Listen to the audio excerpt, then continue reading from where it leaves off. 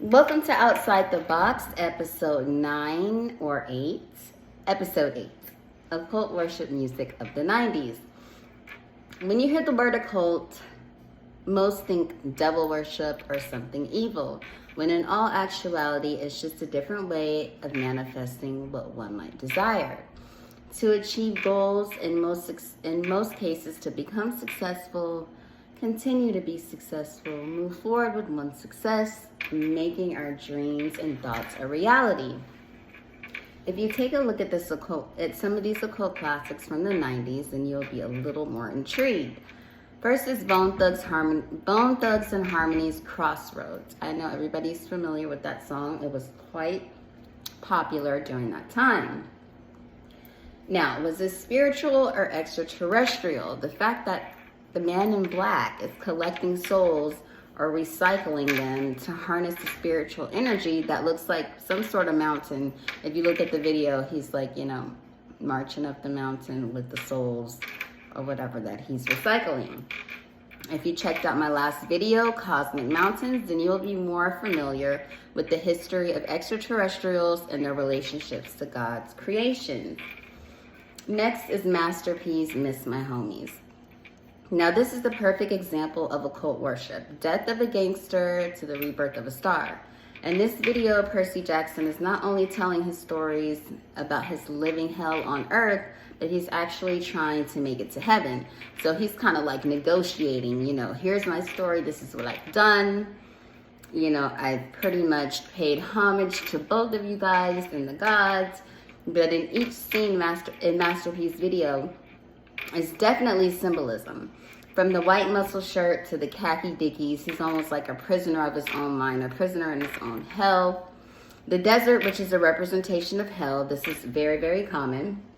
And again, he's speaking to both good and evil, which he obviously passes the test. This is when Master P receives his first tool from heaven, which is the staff. If you're not familiar with the staff is a representation of leadership, authority, and divine knowledge. So it's like, yay, Master P, you passed. And the next clip in Master P's video, he's trying to pass the staff off to Pimp C. As you can see, the staff then turns into a snake. It's something Pimp C didn't do to gain the success that Master P went on to accomplish.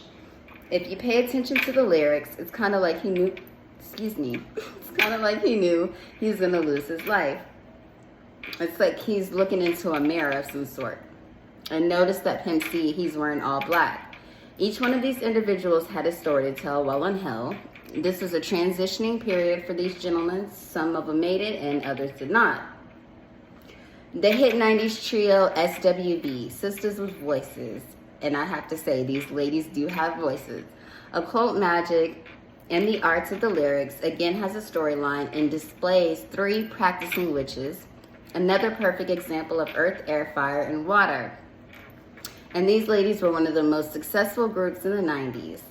So if you take a dive into their music videos and you kind of pay attention, this is why they take the cake as far as African American occult practitioners.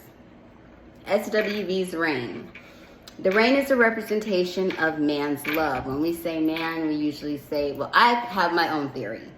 Man witch or man the god.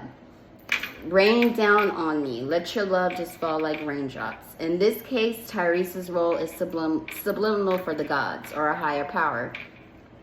These ladies need to deliver their message. Obviously, these ladies are giving thanks and praise for their present success and want more success in the future. SWV's right here. In the beginning of the video, these ladies are in a Stonehenge with a combination of lyrics and the rhythm and the drums create a frequency within the sound waves that travel throughout the stones. This is to help invoke and interact with supernatural or extraterrestrial forces in pursuit again of hidden knowledge and wisdom that will provoke a connection to something beyond our ordinary world. Now, occult is the combination of spirit and mind in the process of manifestation. In my point of view, there's absolutely nothing evil when it comes to the occult. It's the individual practices that has blemished the practice of occultism. You are tuned into episode 8 of Outside the Box. I'd like to thank you for watching, like, and subscribe. Stay safe and informed.